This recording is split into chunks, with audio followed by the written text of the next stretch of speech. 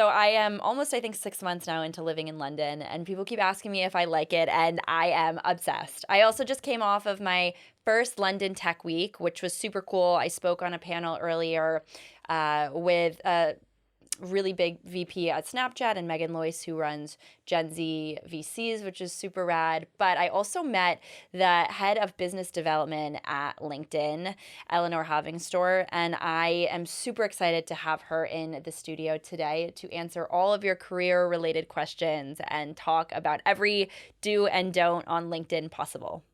Thank you so much for having me. I think my career story actually really kind of puts the spotlight on personal branding or professional branding and why it's really necessary. So I started my career in the charity sector in nonprofits because I really, really like to make a social impact and to make positive impact on people. And then I worked there for almost 10 years in different companies and building partnerships and communities. But I wanted to do more at scale. And for me, or from what I could hear at that time, technology is the way to do good at scale. So I kind of transitioned into the tech industry, but it was really, really hard. It was a whole year full of rejections, and people don't really understand what I want from them. Like, what are the skills that I bring? I come from charity. So I had to know and to learn how to articulate my skills so they can really translate into the tech world. And eventually I got my first opportunity at Zinc VC, which is an incubator for social impact startups. From there, I moved into the British government to connect global startups with the British ecosystem, with the British corporates. And then I landed the role at LinkedIn, which is a little bit different. It's business development, it's product partnerships, which I can go on a bit later. Oh, we will get into that. I'm so excited to have someone from LinkedIn literally talk about this particular matter. But before that, I would love to know your experience with university and college. I mean, I'm obviously American, but you weren't born in America. And the ecosystem, I think, in other countries for university is a bit different. So what was your experience with university? What did you study? Yeah, absolutely. So I did my master's actually in organizational and social psychology at the LSE. I did that because I'm curious about people and because I love to learn how people come together. But I could not really apply it afterwards into any profession. And that was a little bit my frustration with academia, because I felt that at the time, and it was a long time ago, I wasn't given the tools and I didn't know how to push myself to get those tools. But nevertheless, it gave me kind of an entry point into the workplace, or a little bit more confidence, certainly communication skills and critical thinking. And so from there, I started kind of thinking what I want to do. At that time, LinkedIn was not a very strong platform at all. But, you learn the drill. You learn it in terms of networking with people face to face. And then you kind of replicate that into the digital world. Did you have mentors along the way here? Such a good question. I don't think I've ever had an official mentor. I was always a little bit confused on what a mentor meant, but I think I really had good people around me that wanted to help me. And I think the reason I created those connections, not just in my personal life, but also around colleagues, is because I also bring value to other people. Other people mean a lot to me. When I work with a colleague or with a partner or a client, I don't see them as their role. I see them as human beings, and I'm curious about them, and I want to establish those relationships. And at the end of the day, this comes back. People want to help you. So I think I wouldn't say I have a formal mentor, but I do have a very strong network around me that can support. What's cool about LinkedIn is it obviously creates and opens the door for someone to reach out to somebody Absolutely. like you and ask to have you be their mentor. But prior to the rise and success of LinkedIn, as you said, it wasn't the biggest thing back in the day. So were you ever using this platform to find mentors, connections prior to joining the team? So actually, I was a very, very quiet voice on the platform for many, many years. I was just an observer, looking at everybody, seeing how amazing they are, and just me being in the shadow, especially when I was working in the charities. because charities have such a strong and clear mission to them. You tend to immerse yourself into their mission and completely forget about your own professional brand. Like I know what I do.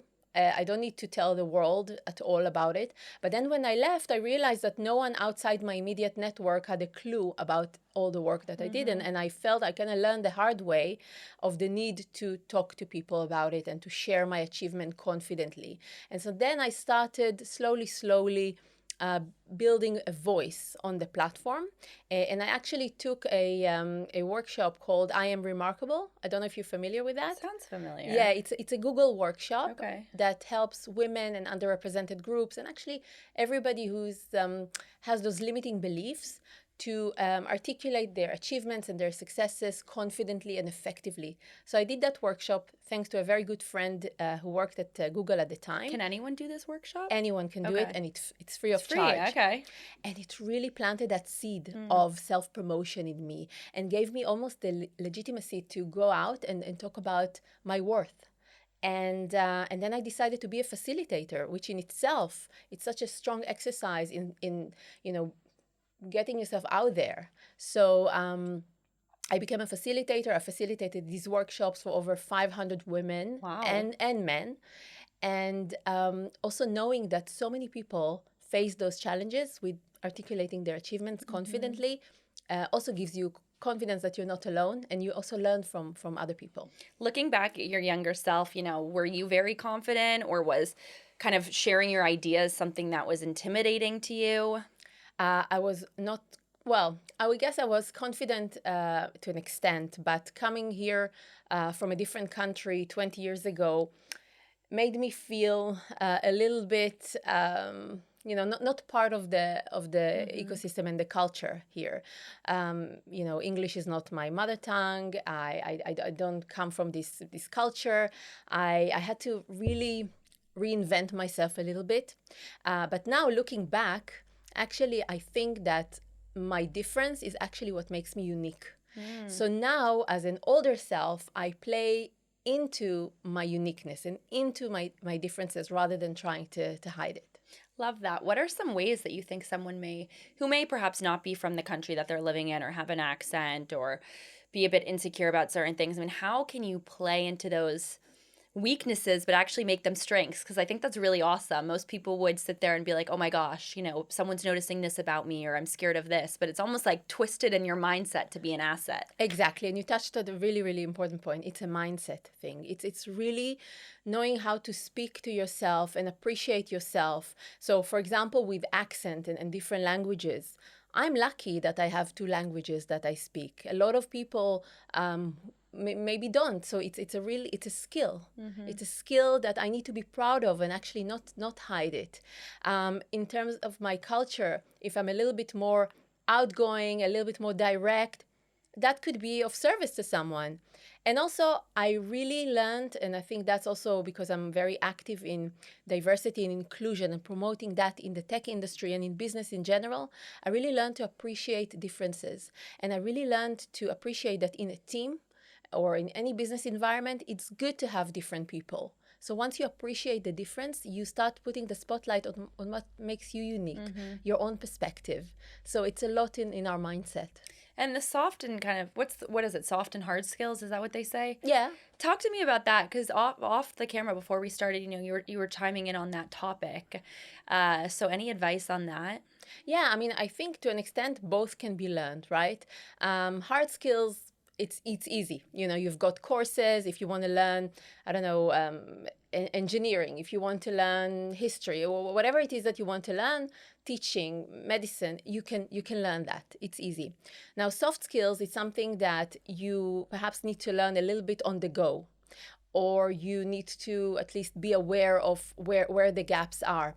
So, for example, for me, when I saw that I have a gap in those self-promotion, what we talked about earlier, and not having the confidence to go out there and share with people what's my worth and what I've achieved, then that's something that you learn, I guess, from your network. You observe other people. There are some workshops around that. So all those soft skills, you can learn them. You just need to have that mindset of being aware where the gaps are, and then trying to talk to other people and see how they can help you kind of Yeah. address those gaps. Something I like about LinkedIn is it obviously gives someone the opportunity to create a brand career focused on themselves, but they don't have to deal with like calling someone up. Obviously, you can cold outreach via LinkedIn, but you don't have to deal with like going up to someone at a networking event and introducing yourself. So before, we get more into LinkedIn, networking wise and mentorship wise, how did you in the past go about approaching a mentor? Is there something you would encourage someone to say to someone to get them to mentor them?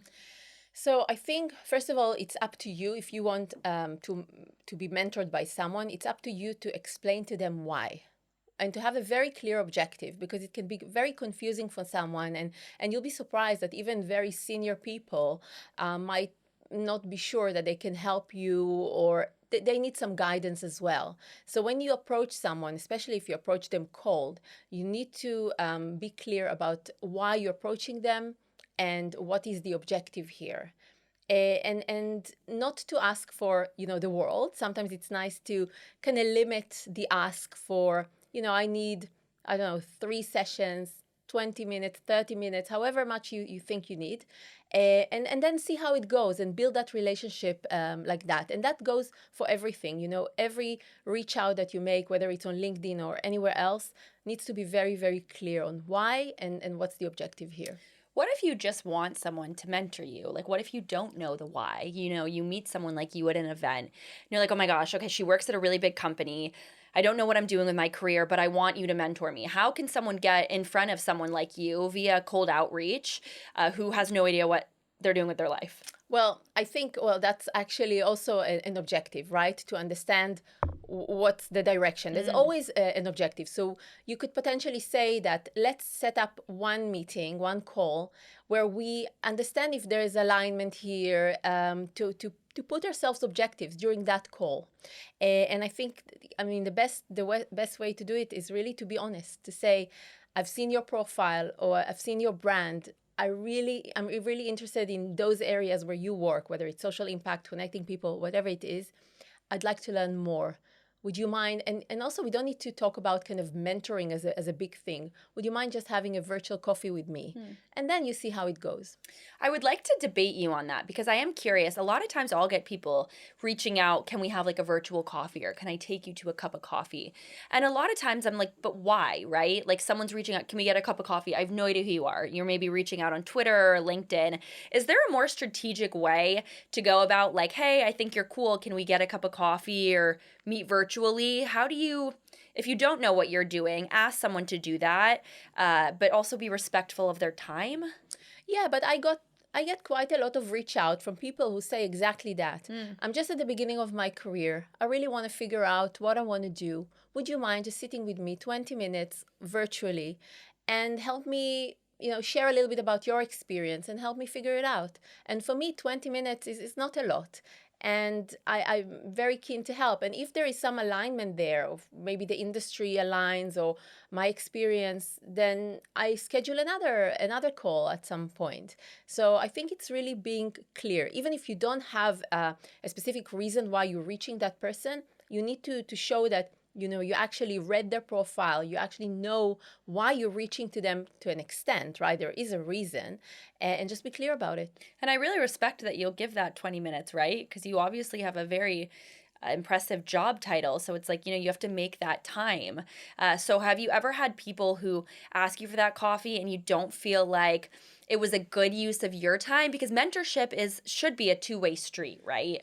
Yeah, for me, the reason that I do that, and I really try to do that, obviously there are times that I can't, but it's because I do remember that, especially that year when I tried to move from the charity into the tech, and how hard it was for me, and how grateful I was for people who did give me those 10 minutes. And it's actually through someone that I've met who worked at the time and in Facebook, and she's the one who told me, why don't you move into tech? There's so many things that you can do in technology and bring your value. And so even that sentence made such a difference for me. Yeah. So I want to give back.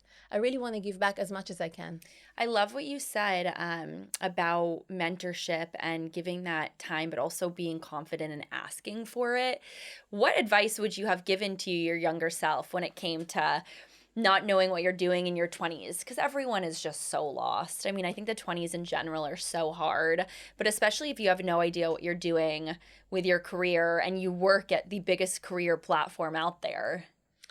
Wow. I mean, looking back, I really did not know what I was doing. I actually did not know what I want to do, what I'm good at.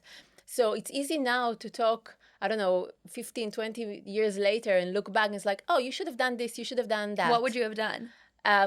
Well, at that time, I would certainly invest more in being more strategic in looking what are my strengths, what brings me joy, and then going after that. But instead of that, I went for my first job. I remember that was at Ipsos Mori, the research company. I was working in the qualitative research team, and there was no real reason for that. It was just, they gave me an opportunity and I went for it. And yes, it was a big company at the time, but the job was just to get paid and move on. There was no strategy behind it. Or there was no plan.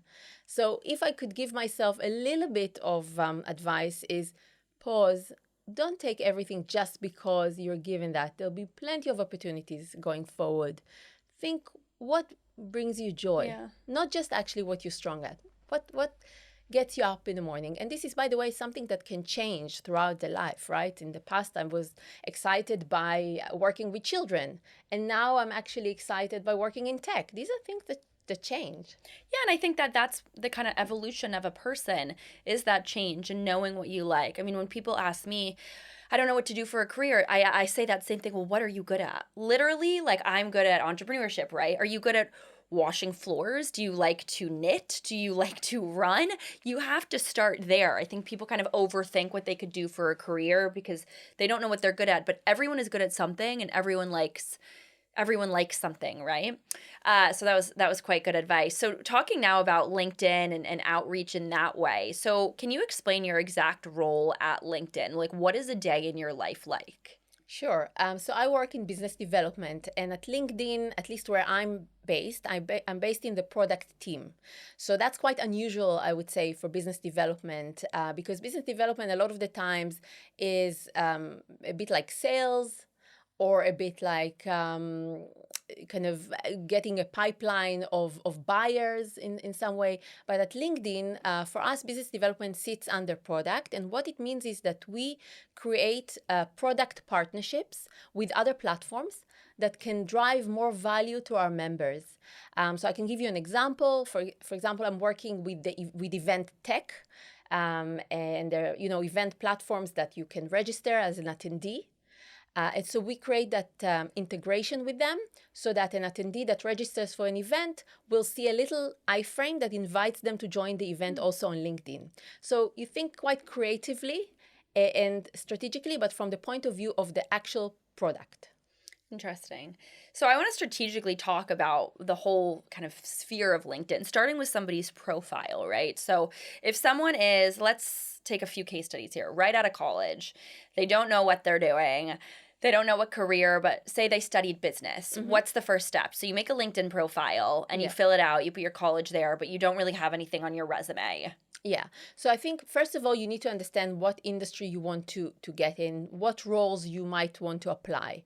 I think before you set up the actual profile with the content, have a look at other people who are already working in that field and learn from that. Get inspiration from their profile and see, what keywords they're using. At the end of the day, this is a platform with algorithm, so you want to be a bit tactical in that. And then see how this aligns with what you want to do. And then, yes, you set up your profile. You put a really, really nice kind of a professional photo of yourself that is approachable, that's clear, where you're looking at the camera, to invite people. It's like it's the first impression. And then, yes, you don't have perhaps experience, but no one expects someone out of college to have work experience. It's legitimate, right? So what you do need to do is perhaps write aspiring, let's say customer success manager, aspiring teacher, whatever it is that you want to do in your headline. And of course, the course that you've taken, any projects that you led in university, any volunteering experience, try and kind of fill that headline that's just under your photo with keywords and information that will show people who you are, what you care about, and what value you can bring. I didn't know that there was that strategy behind LinkedIn. So keywords and stuff. How do you know? Like even nowadays, if I'm posting them, what hashtags do I use? And this is something that, by the way, changes all the time. But in every platform that you have, every platform that is based on some kind of an algorithm, there will be keywords that people search for, right? So, for example, I'm looking now for a customer success manager, so I will search for customer success manager, and whoever has that on their profile and within my, location and basically the profile that I'm looking for, they will surface on my feed. So it's very simple. Okay. You just need to have those right keywords. Okay. Back to the profile. So you have a headshot, right? Yeah. This is not you at a bar or No. What about a selfie? I mean, if you're putting a headshot, you might as well just do a professional one. I mean, not a professional that you need to pay for. You can take a selfie, maybe ask someone to take a photo of you with the phone. It doesn't matter. And I think today they also have technology that makes it really professional. So yeah, just invest a little bit of time in making it look good. Okay. And you don't need to wear a suit. When we talk about professional, it's not a suit or anything like that. It's just looking approachable. What's a good outfit for a young woman or 20s, 30s to wear for their LinkedIn profile? Well, it really depends on the industry that you're going into as well, right? I mean, there's no real rule. And I always say it's important also to be authentic to yourself. For example, if I would now wear a whole proper suit on me, I would feel a little bit out of place.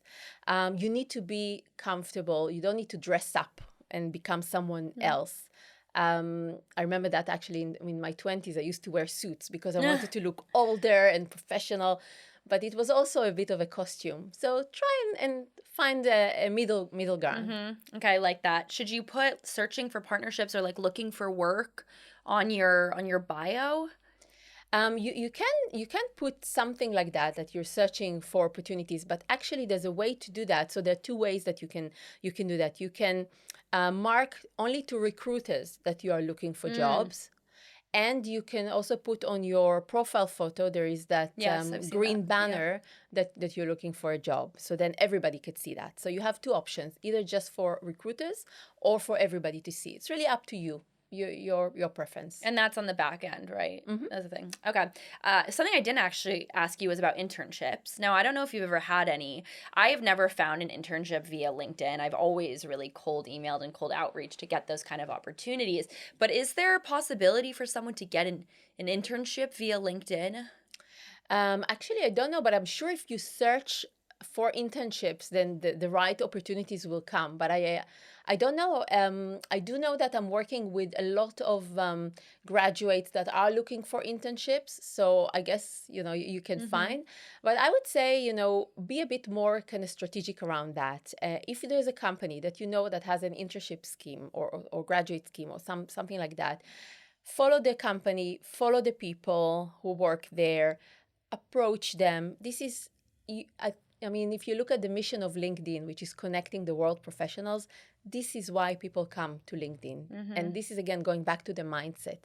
Know that whoever is there wants to connect. And so approach them, exactly how we talked about before.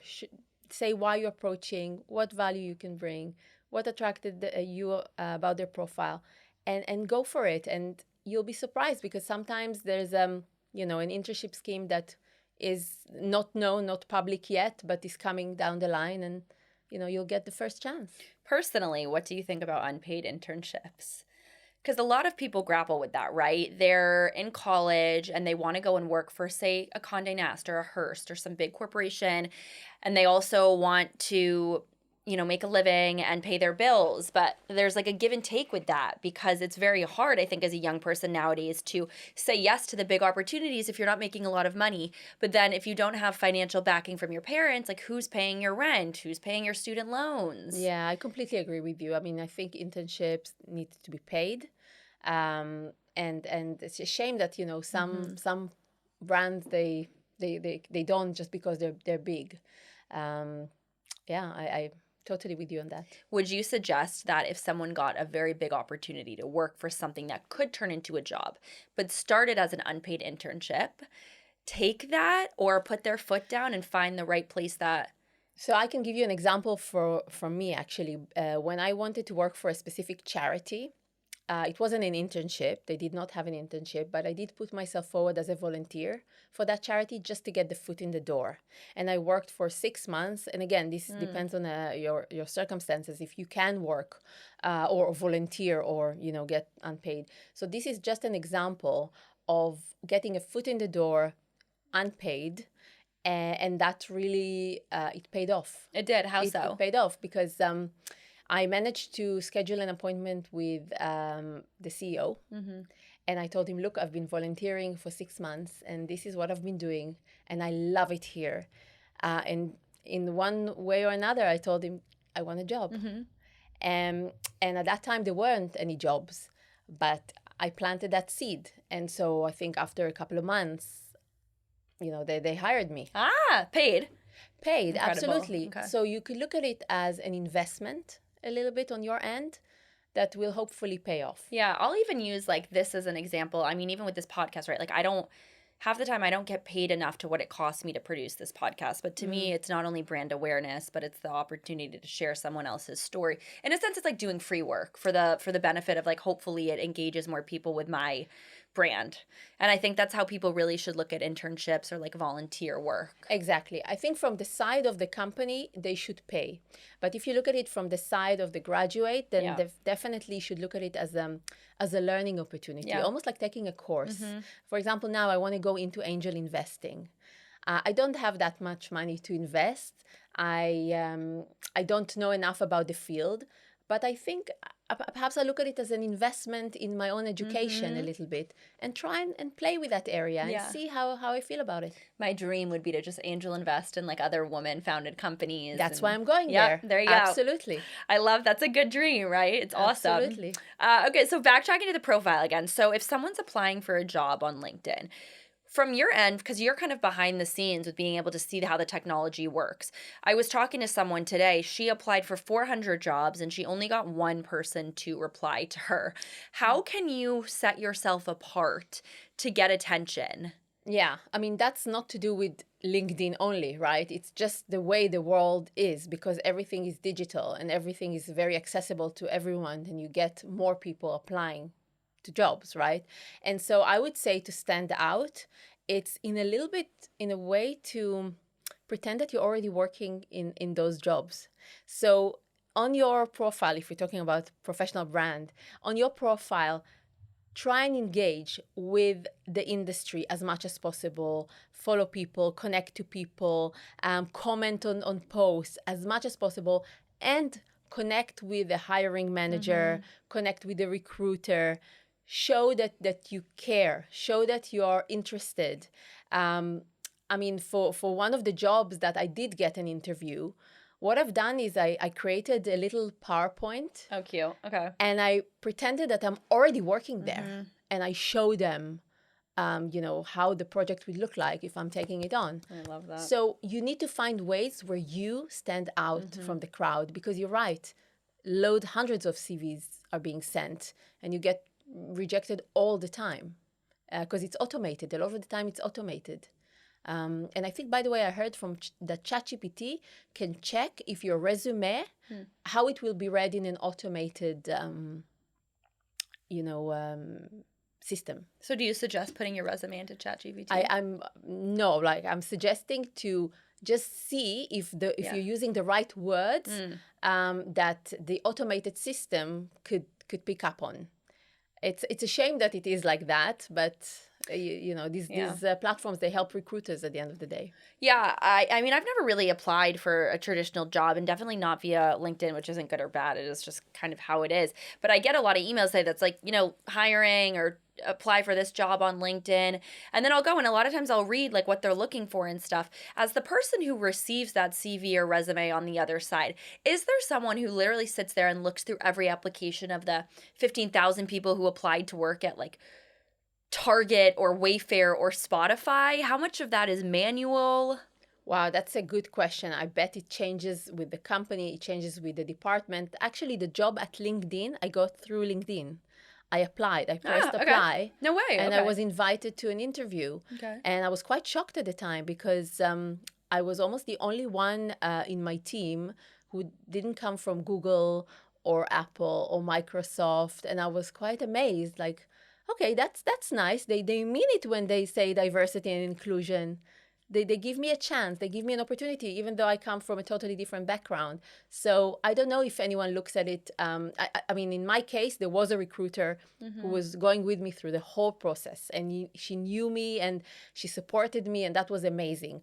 But I can tell you that a lot of other companies that I apply for, you just get automated replies. And do you think a lot of people who are posting the jobs on LinkedIn that they're seeking, are they also using other places besides LinkedIn to find candidates? I don't know enough about that, but I assume so. Yeah. I assume so. The competition is big. I always find too, when someone's like, I didn't get that job, I'm like, it's probably because the person who does the hiring met someone or was friends with someone. I mean, that personal relationship you can have with someone who does the hiring always just puts you at the top. I agree. And also, in big companies, the bigger the company is, the more likelihood that there'll be also internal candidates as well. Although they're being interviewed like everybody else, Yeah. they obviously know the company a little bit better. So there is a matter of luck here, but it's something that obviously the more you do and the more you do right, the more you increase your chances. And I got rejected so many times. I can write a book about rejection. Me too. I'll co-write it with you. But you know what? It's learning. Yeah. And I always look back and it's like, actually good that I did not get this opportunity Yeah. because it got me something else. How do you get through the rejection, right? Because that young woman I was speaking to earlier, I mean, 400 people rejected. I don't know why, but I mean, how do you keep going? Because she needs a job, Yeah. but she keeps getting rejected. I mean, where do you find that fire inside of you? Yeah. I mean, first of all, something I learned is not to take it personally, to understand exactly, what you said. This recruiter got thousands and thousands, and this machine got other CVs in line. So not to get it too personal. And also, and I really understand that whatever has to happen, happens. Looking back on all the rejections that I had, I mean, I got to somewhere much, much better that is much better fit for me. So, for example, just before I got the job at the British government, I was rejected from Uber. After 4 interviews, the role was to sort out I remember the airport, and Uber at the airport. And looking back, that was a wrong job for me. I mean, it's nice that I got 4 interviews, but going there afterwards to the British government is amazing. Thank you, Uber. So yeah, no, that's cute. You're saying that at LinkedIn when you went through that process, they mostly hired ex-Google, whatnot. What do you think stood out about you, and what was the process like for that the interviews? So first of all, I think in the industry on the whole, there is this movement to go through kind of skill-first hiring. So really, employers, the good employers, start to look beyond the experience, the years of experience that you have, or what you studied in the university, or which university you went to, and really try and look at the skills. Now, the way to look at skills, there's different ways, but the way that LinkedIn did that is to give me a case study to actually solve, to actually write. And I remember that I invested my heart and soul in that case study. It was not easy. I gave it all. And in a way, I pretended that I'm already working there. I was already working. And I think that's what made it. I remember afterwards, someone from the team said, your case study really stood out. It looks like it looks like you made an effort there. Yeah. Is there any benefit to cold outreaching to a recruiter on LinkedIn? I mean, is that something you should do? I spoke with the recruiter about that, actually, not from LinkedIn, but from another company. I mean, generally speaking, you need to also understand that the recruiters are overwhelmed with applications and people reaching out to them. So I guess there should be kind of a reason to reach out to them. not just to say, hey, look at me, I'm here. More like, it's been 2 weeks and I haven't heard from you. Would you mind just checking in on my application? Because the recruiter at the end of the day is like a coordinator. It's not the one that is completely calling the shots. Who you do want to try and engage with and the network around is the hiring manager. At the end of the day, it's also for you to check them, right? To see if they're a good fit to you. So in some ways, if you can engage with them through someone else in the network, and that's where professional brand comes into the play. Yeah. The more you are connected, the more you showcase your achievements, that's a good strategy. What about how soon should you reach out to someone? So let's kind of walk from the beginning. So you apply to a job, you hear from a recruiter, they want to set an interview. You have the first interview, you think it goes really well, you don't hear. You're ghosted for a week, 2 weeks. So you reach out, you don't hear. You reach out a few days later, you don't hear. I mean, is there a certain amount of time that you should reach out? Should you email this recruiter and LinkedIn message them? Should you just go right to the CEO? So, I always think if you send a CV, then they normally say to you within what period of time you're supposed to hear from them. So when that period of time has passed and you didn't hear from them, then it's completely okay to reach out. And if you still don't hear from them after 2 weeks, honestly, it's maybe not the right company to work for if they don't give respect to their candidates who made an effort and applied. One thing I would say is know that the whole process of interviewing really start from, or actually of accepting you, really starts from the interview in itself. So when you go into an interview, after the interview, write a little message to thank them. Okay. It's so important to show how much you care and your relationship and your communication. So really don't underestimate the actual process, not just your CV and the case study, but the actual process needs to speak for you. Should you send that message via email, LinkedIn, text?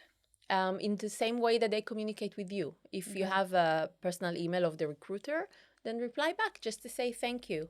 If you don't, then to try other ways. But you want to stand out for the right reasons. Something I like to do, and obviously my career is a bit more non-traditional, so it's not with a traditional recruiter, but if I were to work with someone or interview someone who was just, I thought a potential for a lot more opportunities, I would always send a handwritten card or send some type of a gift. I mean, I do think that sets you apart. Exactly. Yeah. Exactly. And think creatively, right? I heard someone send cupcakes once. And think creatively. And that goes, by the way, afterwards for working with partners, working with clients. You always want to stand out and you always want to build a relationship with a person, not with a role. Yeah. And I think the thing people need to remember is you may still not get the job. You may send the cupcakes. You may send this person a literal Louis Vuitton bag. If you get rejected, it has nothing to do with what you did or didn't do. It was just, I think, the timing or that position. But it means you will be remembered more than the person who didn't go above and beyond in comparison to that next candidate. Absolutely. And I always change in my mind from hearing a no to hearing a not yet. Mm-hmm. Not yet. I always like that. There. I love that. My dad always says every no is a yes in 2 years. I live by that. Yeah. Okay, so back to the profile and the way that people interact on LinkedIn. How often should someone be updating their LinkedIn profile if they don't have anything going on? Well, I mean, updating a profile is just one way of engaging, right? There's so many different ways. So obviously, if you have new things or new images or new events that you've been to, you can always look at the featured section and pin them or add more to the experience section or add more skills. These are things that can happen easily. But what I really, really like and I discovered over the last few years is the power of creating content on the platform. And this is something that ideally someone should do regularly. And it's not just creating your original content. It's also commenting on other people with your perspective, not just to say great, but actually why this is great, why it matters, and think how you can be positioned in the industry in the way that you want to be positioned. What's the best way for an entrepreneur on that note to utilize LinkedIn? Say they have a B2B or B2C company, say they're more like a personal brand like me. So it's, first of all, look at the industry, see what are the skills or the experiences that you want to highlight. And then choose maybe 2, 3 areas of expertise that you want to be known for, and just go for it.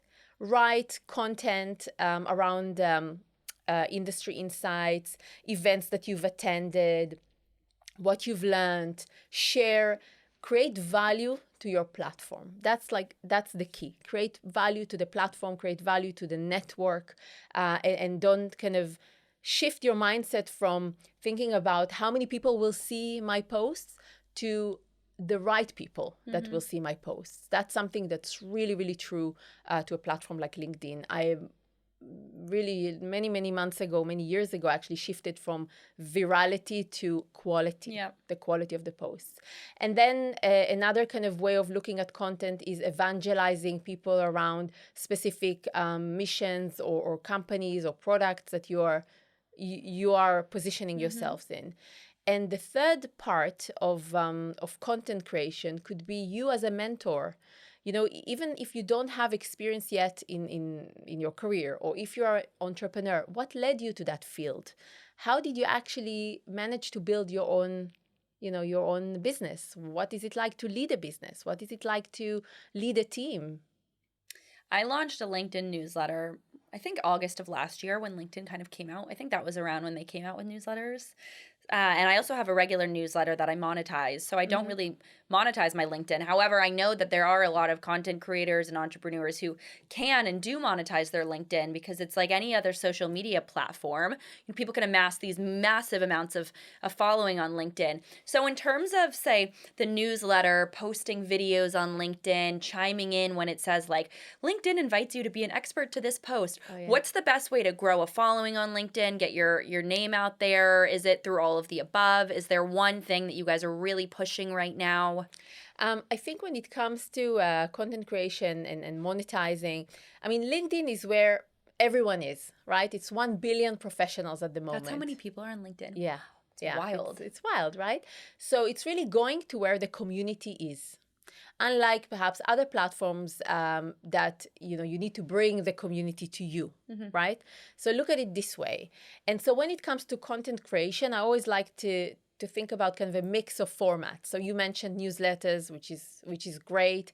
There's collaborative articles. That's what you were referring to when you were responding to some questions. This is great because you don't need to create your own original content. You're basically responding to questions that the community asked. And these are great because they surface in Google search as well. So you get people from Google into the platform, seeing you as a thought leader in that space. Plus, you can get a top voice badge for if you. How do you get that? So there's top voice, like a proper top voice, and that's a whole process that you need to apply for. But there are also top community voices, which is those collaborative articles that I mentioned. Yeah. So you can be a top voice on a specific topic. And this is the more you engage with collaborative articles, the more chance you'll get to be a top voice. Are the other top voices more like the Jessica Alba or kind of like a Steve Jobs kind of person? Well, it's actually interesting. I only know those top voices who are top voices in their industry, not necessarily influencers or celebrities. I don't think it goes by the number of followers. Again, I'm not quite sure about the process behind the scenes, but I really think about it. It's about the value that you're creating in the industry that needs to be really significant. Okay. So I know people with only 30,000 followers that are top voices because they invest in educating the industry. They're very consistent in how they post. Their posts are of amazing quality and they generate great conversations. So can people view LinkedIn as a tool like an Instagram or a Twitter or a TikTok, in the sense of not just getting a career, but like building a name for yourself, building a personal brand? Yes, I actually met a person now who she's an influencer actually on those networks that you've mentioned. And she's starting now building that brand on the platform. Again, not to get the next job because she's an influencer and she's an entrepreneur. She has 2 businesses. But I think it's a really great way to position yourself in the professional context. I was on a call with a brand the other day and they said, would you do a sponsored plug in a newsletter ad on LinkedIn. And I was like, oh, I've never really thought of that, but it makes a lot of sense. I also find LinkedIn to be like podcasting. The people who engage and the people who draw, they're almost like really your fans. It's a cool community, even though you don't know all these people. Whereas Instagram, Twitter, people are just scrolling, right? LinkedIn, you're really there. You're looking at someone. You want to understand this process, the career. I got a free trial a few weeks ago for, I think, like the sales premium or LinkedIn premium. I'd never used it before. So I did the free trial, and I couldn't really quite grasp what I was doing, but I think I got like free credits, and I love to like cold outreach people on LinkedIn. Yeah. But who would be a good person to use that service? So there's going to be those job seekers, people Okay. who look for jobs, and they will get much more insights from premium if they have those premiums, and they will be people like me in my actually also in this job as well, when you need to connect to a lot of people on the platform because you need to find partners or you need to find clients or sponsors, and you need that, as you said, credit to reach out to as many people as possible. So you've got the business premium and you've got the kind of job seeker premium. Okay, interesting. And then the other thing I was going to ask you that I just totally lost my train of thought was premium. Oh, there's two plugins that I know on LinkedIn that you can install. They're external to LinkedIn, but called LinkedIn Lead Leaper and Snovio. I don't know if you've heard of these, but you can install them. They're free, and it gives you someone's direct email and phone number on a browser like Chrome. Oh, Do wow. you know of things like No, this? I did not know. Yeah. I love learning about new And things. it's cool. Yeah, so you can do that. So if you can't get in touch with someone on LinkedIn, you can essentially just get their email or their phone number. There's not much more to talk about if you're not familiar with those two, but I've used those before to kind of create the process for email following. What are some things you think people do wrong on LinkedIn? Oh, wow. There's I mean, it's hard to kind of pinpoint because everybody's different depending on their journey. Yeah. I do think that when it comes to our mindset, what I've noticed since COVID actually, that people are much more open to connect. During the lockdown, LinkedIn was really our only way to reach out to other professionals. There were no networking events, and so I think people really, really opened up. And I'd love to see more people being confident in just cold reach out, not to sell me something, but more about trying to find a way to add value, whether it's to invite me or someone to an event or ask for that virtual coffee that we mentioned or informational interview, whatever it might be. I want people to really leverage that network to the maximum. That's what I would say, that people at the moment are still, at least the Gen Zs that you mentioned, shying away from because they are overwhelmed by all the CEOs and the chief execs that are on the platform. I asked the founder and CEO or co-founder and CEO today of Eventbrite, Julia Hartz, when she follows up with someone after a networking event. Now, you and I just left a 3-day pretty intense I have like tons. I can't even imagine how many LinkedIn requests you have on LinkedIn. When do you reach out? If you went to an event and you met someone who you're like, oh, I want to connect with this person, how soon after leaving the event do you connect with them? As soon as possible, Okay. really. And I've done that today, actually. I mean, as soon as possible. You send an email?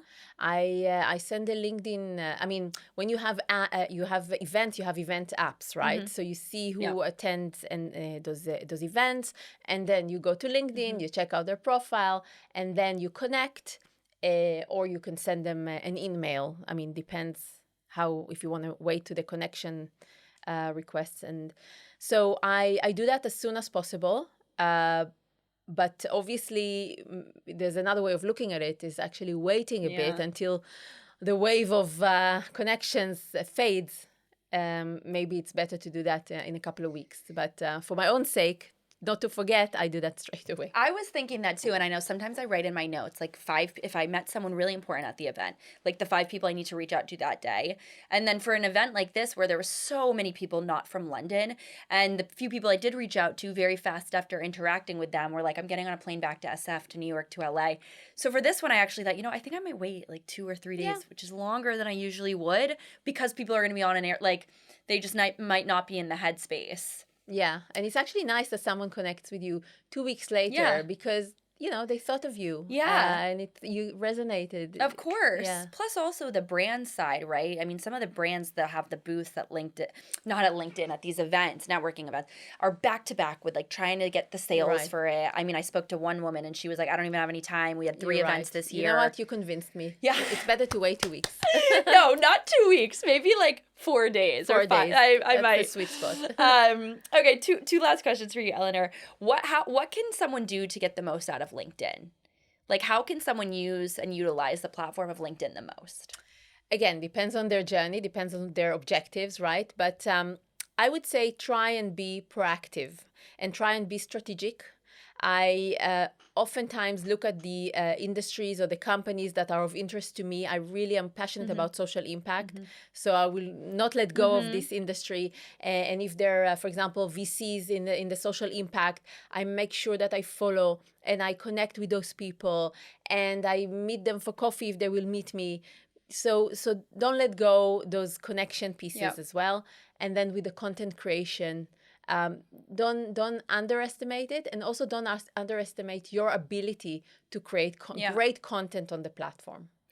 And then my last question for you is, today on the panel that I had, we spoke about Gen Z. It was myself, a girl who has a Gen Z company, and then a VP at Snapchat. And they said something about, Gen Z has all these titles, right? Content creator, brand marketing, brand manager. On LinkedIn, I noticed there's all the titles. Like mine just says like founder and CEO of Be Fearless and host of the new Unfiltered. Though I do other consulting and stuff. Is there a proper way to do that title? Or is there something that's too many words that is not appealing to a recruiter? I don't know from the recruiter side, but make it clear. If you think that your title perhaps is not clear, then I always like to see kind of the title and then what it is that you actually do. So, for example, I work at LinkedIn Business Development. I help create opportunities, economic opportunities for the world workforce, or whatever it is that your work actually means. And so you can put that in the headline, you can put that in the skills and experience, make it just clear for everyone. And when it comes to Gen Zs, we talked about this earlier, and people who are perhaps just starting in their career, I think their voice is very, very unique on the platform. So I just want to make it clear that people should not shy away from making their voice heard just because they are surrounded by all these big shots and CEOs, because we don't hear enough from people who are just starting off, and you have a really great chance of standing out. What you said is incredibly important about utilizing LinkedIn and like the cold outreach and stuff. And I think also about the tool that LinkedIn is, right? That there's a whole algorithm behind it. And so everything you said was just absolutely incredible. So thank you so much for coming in Thank you for inviting me. today. It was beautiful. Oh my, Thank you. I could talk to you for hours because I've never even thought so much about LinkedIn. I mean, I use it like it's second nature, but especially even what you said about, people kind of have to have a community find them on TikTok or Instagram, and on LinkedIn, you can really build your own. Absolutely. You can have 30,000 followers, and those can be even more meaningful than, say, TikTok or Instagram. So it's awesome. It's much more targeted. Yes. Anyone who listens to this, can they reach out to you on LinkedIn? With pleasure. With pleasure. Elinor, where can everyone find more about, your work personally, or any social media links you want to plug? Only LinkedIn, my LinkedIn profile. Okay. Well, thank you so much for coming in today. Thank you very much. I will put everything in the show notes as usual. And for those of you who want to connect with her, I will also plug her LinkedIn directly there too. And I will see you guys next week for a new episode.